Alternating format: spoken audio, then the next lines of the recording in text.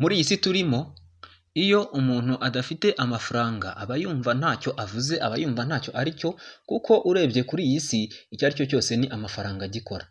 Ushaka kurya ni amafaranga, ushaka kunywa ni amafaranga, ushaka kugenda ugomba kuba ufite amafaranga, ushaka kwambara neza ni amafaranga, ushaka kunezerwa ni amafaranga, ushaka kwiga ni amafaranga, ushaka kwigisha abana ni amafaranga. Muri make icyo ari cyo cyose ni amafaranga. Niyo mpamvu rero kuri iyi si usanga buri muntu wese ahugiye mu bintu bitandukanye, arimo ashaka amafaranga, akora akazi gatandukanye, kaba ari ak'ingufu cyangwa se ari agasaba gukoresha ubwenge afite, gukoresha mu mutwe, aba ashaka amafaranga. Icyo ari cyo cyose ni amafaranga. Amafaranga atuma umuntu ata urugo rwe akagenda akajya ibwota amasimbi akamaraho igihe, ndetse rimwe na rimwe bakanamwibagirwa kubera kujya gushaka amafaranga. Amafaranga atuma umugabo asiga urugo rwe akagenda akamara igihe yaragiye iyo yagiye kubera kujya gushaka amafaranga. Njye nitwa Mahombe, wakoze kudukurikirana hano kuri Mahombe Empire. Rero tugiye kuganira ku buryo wabonamo amafaranga, ku buryo wayasigasira no ku buryo wayarinda. Abankurikirana kuri WhatsApp ngira ngo murabibona kuri channel ya WhatsApp cyangwa se umuyoboro wacu kuri WhatsApp witwa Money Making cyangwa se gukorera amafaranga. Mujya mukurikirana ibiganiro tubagezaho, ngewe mfatanyije n'impuguke zitandukanye muri ekonomi cyangwa se mu by'ubukungu, tubategurira ibiganiro tugahuriza hamwe tugashyiraho. Niba utaradukurikirana kuri WhatsApp nyarukirayo udukurikirane, ndetse ntiwibagirwe gukanda follow ujye udukurikirana cyane. Ndetse na hano ku muyoboro wacu wa YouTube ni Mahombe Empire, umuyoboro uhuriwemo n'impuguke muri ekonomi ndetse n'abantu benshi batandukanye, aho turajya tubagezaho ibijyanye no gushaka amafaranga, kuyarinda ndetse no mu buryo bwo kwitwararika mu kuyashaka. Uyu munsi buri muntu wese aho ari ho wese, igitsina yaba ari cyo icyo ari cyo cyose, yicara atekereza ikintu icyo ari cyo cyose yakora kugira ngo abashe kubona amafaranga. Yicara atekereza kuba yashinga business iyo ari yo yose yamuha amafaranga ikamwinjiriza. Abenshi business muranazishinga, ariko rero urayishinga bitewe n'ubuzima tubamo bwa buri munsi. Dukenera kurya, kunywa, kwambara, kwivuza, kwigisha abana ndetse no kwiga ku giti cyacu. N'ibyo dusohora aribyo bita expenses mu ndimi z'amahanga. Ugasanga rero bitumye intego twari dufite yo kugera kuri ayo mafaranga iratugoye cyangwa se iragoranye kuyigeraho cyangwa se iranze. Uyu munsi rero nkuzaniye ibintu bitandukanye wakwifashisha kugira ngo ubashe gucunga ubukungu bwawe, ubashe kubika amafaranga yawe. Urugero rwihuse, reka dutekereze ku muntu ushaka kuba yakwesa umuhigo wo kugera ku bihumbi 500 by'amafaranga y'u Rwanda, yumva ashaka kubifataho.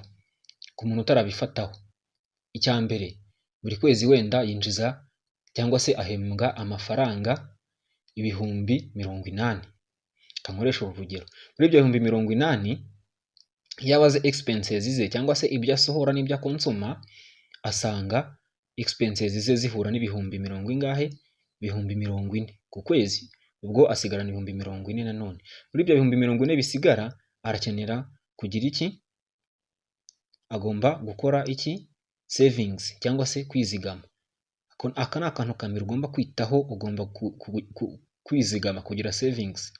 Ubwo iyo savings uzayikora ubanje gufata ayo winjiza ku kwezi, ugakuramo ibyo usohora byose. Amafaranga wishyura inzu niba uba muri ghetto, ayo ugura ibyo kurya mu kwezi, kunywa, transport cyangwa se ingendo ukora, nayo ujya usohora rimwe na rimwe nko gutwerera cyangwa kugira iki, kugura amayinite n'utundi dutandukanye duteranye.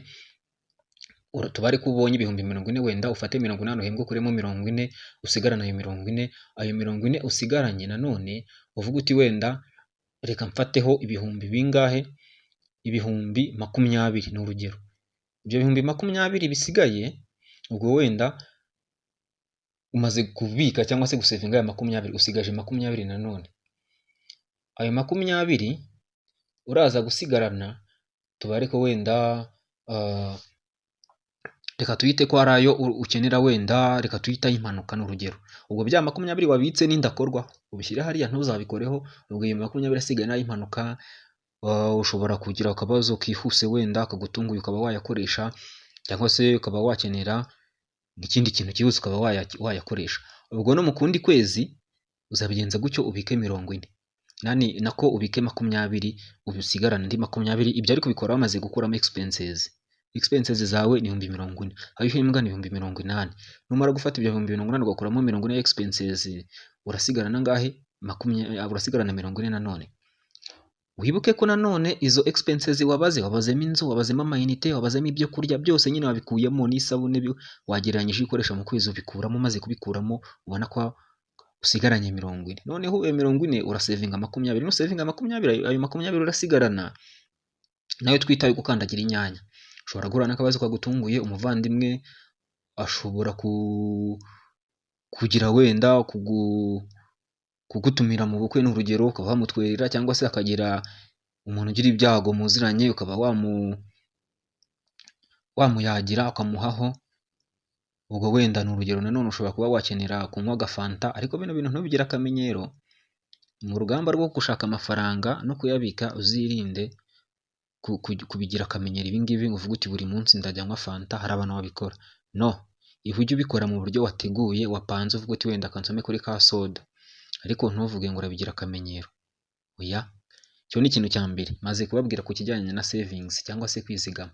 Icya kabiri tugiye ku cyitwa kwirinda ibigare. Ubwo ninjya ku cyo bita kwirinda ibigare cyangwa se peer pressure, ubwo reka mfate cya kindi nari mbabwiye cyo kunywa fanta ya buri munsi.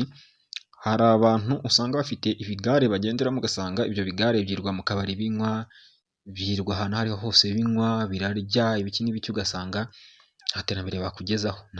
Nta kintu wabikugendana n'abo bantu. Irinde ibigare, irinde ba bantu birwa mu kabari, za nshuti zawe. Irinde ba bantu birwa mu nyama, birwa barya inyama, barya n'ibindi bitandukanye. Sinkubuje kurya inyama, ariko ibyo bigare ubyirinde. Ujye ugura inyama, niba ushaka kuzirya wabiteguye, ugura ku gasoda wabiteguye, atari ibintu ukoze kubera bagenzi bawe babikoze. Ikindi, wirinde bya bigare byawe byatwawe n'ingeso mbi, ubusambanyi n'ibindi bitandukanye. Mu ijambo rimwe, wirinde ibigare, peer pressure. Icya gatatu, irinde ingendo zitateguwe. Kubera iki? Buri weekend ugomba kuba uri i Kigali niba utuye mu ntara. Kubera iki buri weekend ugomba kuba wagiye i Kigali? Nta gahunda ufiteyo ngo ugiye kuryoshya, ngo ugiye gutembera, ngo ugiye Rubavu ku mazi. Why? Nta kintu urageraho. Hari kote nkunda cyane, cyangwa se interuro nkunda y'umuntu witwa Napoleon Hill. Napoleon Hill yaravuze ngo a goal is a dream with guidelines. Mu Kinyarwanda bisobanuye ngo intego ni indoto uba ufite, ariko ufite n'imirongo ugomba kugenderaho, guidelines, imirongo igomba kukuyobora. None se niba ufite izo guidelines, iyo mirongo igomba kukuyobora, uracyari mu rugendo rwo gushaka amafaranga, uracyari gucungana na savings zawe, uracyabika amafaranga kugira ngo urebe kuzagera kuri ya target, kuri ya goal wihaye y'ibihumbi 500 wihaye ugomba kugeraho. Kuva hano ujya i Kigali, dutekereze nk'umuntu uri Nyagatare. Kuva i Nyagatare ugera i Kigali ni ibihumbi bingahe? 3,000, 3,500, 4. Reka dufate gutyo. Uragiye ugezeyo, ugiye gutakaza andi mafaranga nanone, ngo murimo muraryoshya, ngo wagiye gusura abacuti bawe, ngo wagiye kugira iki. Noneho ubwo utakaje yandi, urongeye uragarutse, urateze, usanga utakaje 20,000. 20,000 utakaje mu by'ukuri ntari bugaruke, kandi 20,000 utakaje ntabwo byari ngombwa. Si mucuti wawe wenda wagutumiye mu bukwe, umaze ukwezi cyangwa amezi 2 bitegura ngo uzaba ujyemo, reka da. Ikindi, si umuvandimwe wawe wagize ibyago ugiye gutabara. Ikindi, si gahunda yihutirwa wari ugiyemo.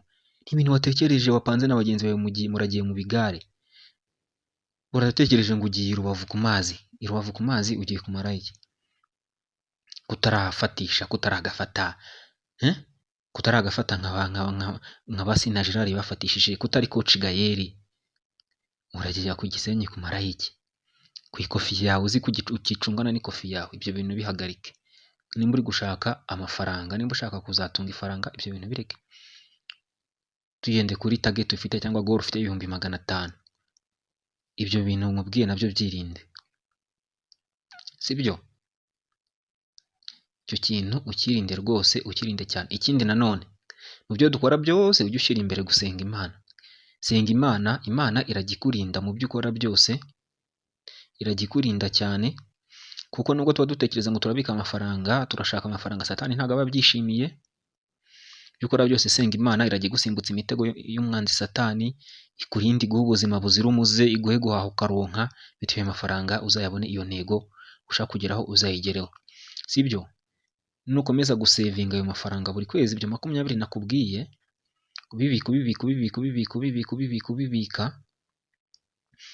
dutekereze numara kugeza amezi 10 usevinga, uzaba ugesheje angahe? Si 200,000? None se ntabwo ari umushahara gusa wenda ubona buri kwezi, hari igihe ushobora kujya wenda mu nama ku bazifite, ukajya mu nama ukagira amafaranga baguhereza, umuvandimwe wawe ashobora kukugurira fanta, wenda akaguha 5 ngo unywe fanta, ku muntu uzi icyo uri gushaka. Ibyo 5 byose ntabwo wahita unabinywa fanta, ushobora guhita ubifata ukabisevinga, ukabishyira muri yayandi, isanduku yawe ikagenda ikura. We araguhaye ngo nywa fanta, ntabwo utegetse ngo yinywe.